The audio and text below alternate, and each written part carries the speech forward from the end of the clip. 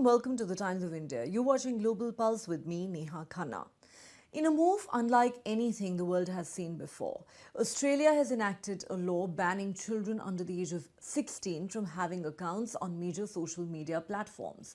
As of the 10th of December, the Under-16 social media ban comes into force, marking a global first. Let's walk you through what exactly the law says and why the Australian government has taken this unprecedented measure that's making global headlines. Under the new law, passed as part of the Online Safety Amendment Social Media Minimum Age Bill 2024, individuals under 16 in Australia are no longer allowed to hold or create accounts on a large list of major social media services. This includes platforms such as Facebook, Instagram, TikTok, Snapchat, X, formerly Twitter, YouTube, as well as Reddit, Twitch, Threads, and Kick. From the 10th of December, platforms must deactivate existing under-16 accounts and block new ones until the user turns 16. Importantly, kids under 16 will not be criminalized. The responsibility lies with the platforms. If they fail to comply, they risk heavy financial penalties up to about 49.5 million Australian dollars or 33 million US dollars. This law applies only to platforms whose primary purpose is social interaction. Messaging apps and online gaming services are currently exempt. While children under 16 cannot have their own accounts, they may still be able to browse public content on some platforms, but they will lose the ability to post, comment, like, or message. And here's the rationale. The Australian government has framed the ban as a protective measure to safeguard children's mental health, physical safety, and well-being. It cites growing evidence that heavy social media use among minors is linked to cyberbullying, exposure to harmful or age-inappropriate content, grooming, body image pressures, misinformation, addictive habits, and even risks to self-esteem and mental health. Spokespersons for the Australian government have argued that many platforms are deliberately designed to encourage prolonged engagement, algorithms feeding teens endless content which may potentially be harmful or manipulative and which children may not have the maturity to deal with. This is seen not just as a regulation of tech companies, but as a wider effort to reset how young people interact with the digital world, protecting them during formative years when they are most vulnerable. Anthony Albanese, Australia's Prime Minister, has applauded the ban as a landmark reform.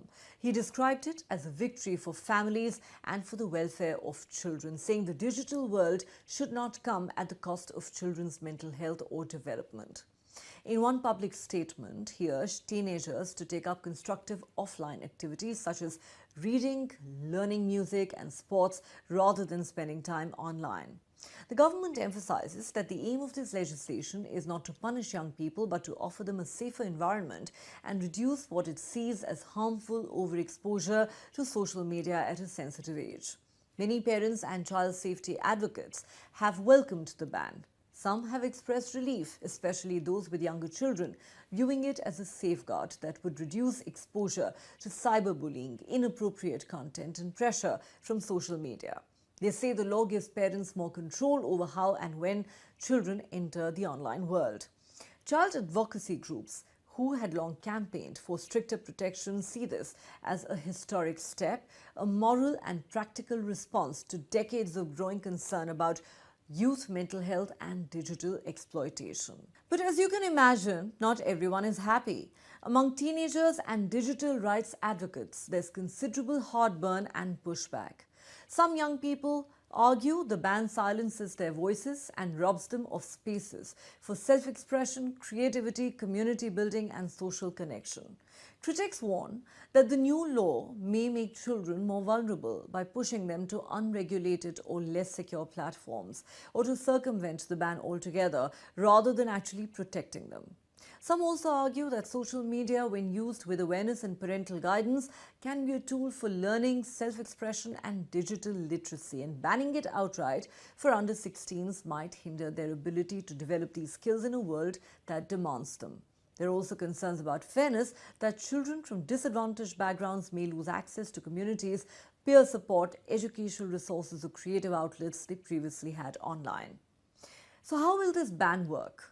Platforms affected by the law must take reasonable steps to remove under-16 accounts and prevent new ones from being created. To do this, companies are expected to implement age verification mechanisms, which may include AI, facial age estimation, voluntary ID checks, or linking to other verified data.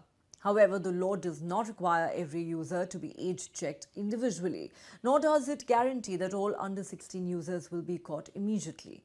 Therefore, many experts warn that enforcement may be patchy. Some underage users may slip through, while some legitimate users who are over 16 could be wrongly locked out, especially if platforms rely on imperfect AI. Also importantly, the ban only restricts having an account. Under-16s might still be able to browse content if the platform allows it without login, though, as we mentioned, they won't be able to post, comment or send messages.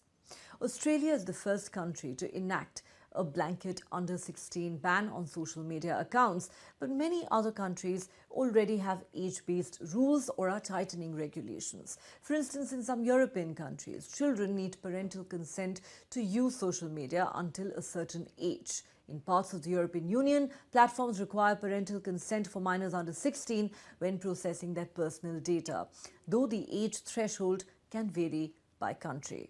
In Belgium, the age for parental consent has long been 13. In Italy, some rules allow social media access with parental consent up to the age of 14. In Germany and several other European nations, minors between 13 and 16 often require parental consent to create social media accounts. Some countries are now reconsidering or tightening age thresholds, proposing raising the age of consent for social media or demanding stronger age verification before minors can open accounts. But no other country apart from Australia has ever imposed a full ban for users under 16.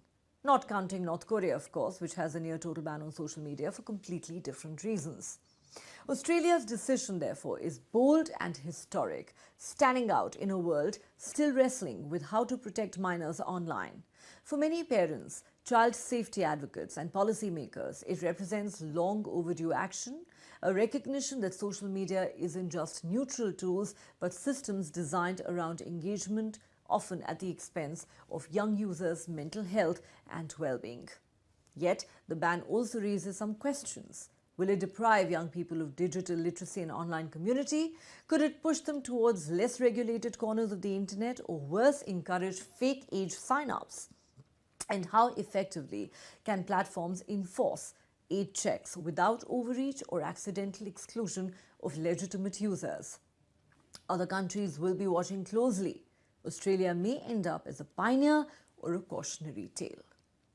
This is a great day, and I'm very proud to be the Australian Prime Minister on a day in which Australian families, parents have campaigned for this. Young people themselves have said enough is enough. This is the day when Australian families are taking back power from these big tech companies, and they're asserting the right of kids to be kids and for parents to have greater peace of mind.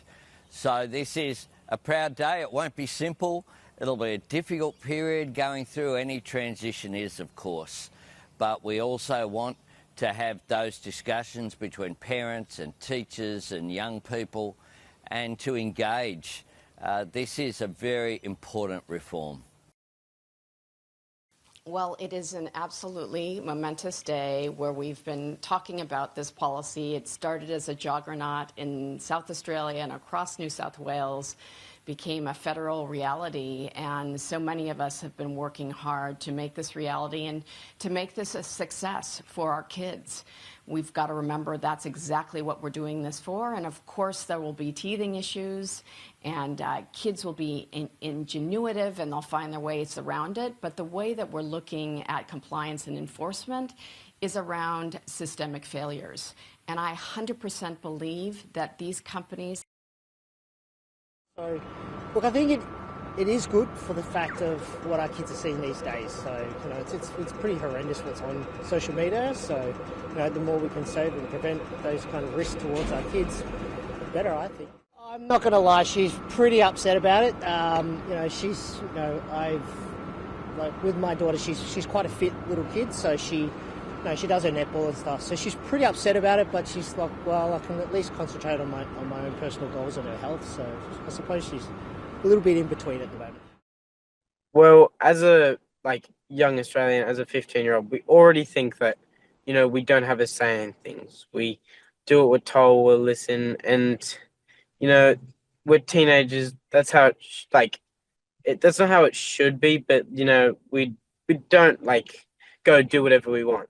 But social media is one of the few ways that we actually get out there. We actually are able to express what we feel and things like that.